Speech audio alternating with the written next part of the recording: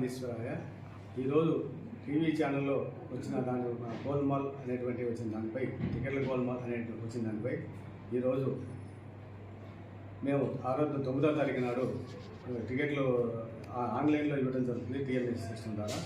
TMS సిస్టంలో పనిచేయడం online టికెట్లు పనిచేయకపోవడం వలన పిఓఎస్ మిషన్ ఏర్పాటు చేసినాం. పిఓఎస్ మిషన్లో కొన్ని టికెట్లు ఇచ్చిన తర్వాత ఒక టికెట్ పిఓఎస్ మిషన్ టికెట్ కొడతా ఉంటే హ్యాంగ్ అయింది.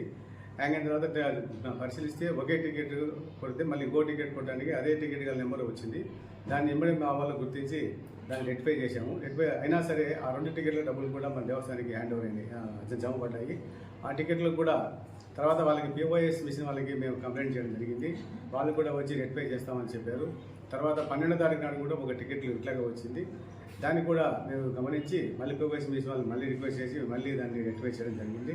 అంటే టీఎంఎస్లో టెక్నికల్ సమస్య తలెత్తినప్పుడు మాత్రమే పిఓఎస్ మిషన్లు మాత్రం వాడతాము. ఆ పిఓఎస్ మిషన్లు కూడా చాలా తక్కువ టెక్నికల్ ఓన్లీ టెక్నికల్ విషయం వచ్చినప్పుడు మాత్రమే పిఓఎస్ మిషన్లు వాడతాము. రెక్టిఫై చేయడం జరిగింది. అంతే తప్ప ఎలాంటి గోల్మాలు ఎలాంటి టికెట్ల అవకతవకలు ఇక్కడ మన దేవస్థానంలో జరగలేదు. ఇక గతంలో కూడా ఎప్పుడు జరగవు కూడా. ఇంతవరకు కూడా మేము ఒకవేళ ఆన్లైన్ టికెట్లు ఎప్పుడైనా కరెంటు పోయినా సరే ఆన్లైన్ టికెట్ల వల్ల సిస్టమ్ కానప్పుడు కూడా మేము ప్రతిరోజు కూడా టీఎంఎస్ ద్వారా టికెట్లు ఇవ్వడం జరుగుతుంది ఆన్లైన్లో కూడా. కానీ ఇది భక్తులందరూ గమనించవలసిందిగా కోరుతున్నాము. కాబట్టి ఈ దేవస్థానంలో ఎలాంటి గోల్మాల్ టికెట్ల గోల్మాల్ అనేది జరగలేదు. ఇది అవాస్తవం పూర్తిగా.